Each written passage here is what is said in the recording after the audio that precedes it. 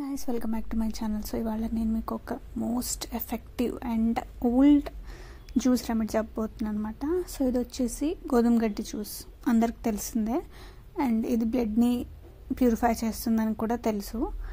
And అంతేకాకుండా ఇందులో vitamin A, C, ఈ, కే, దాంతోపాటు బి కాంప్లెక్స్ కూడా ఉంటాయి. ఇది బాడీని డీటాక్సిఫై చేయడానికి బాగా పనికొస్తుంది.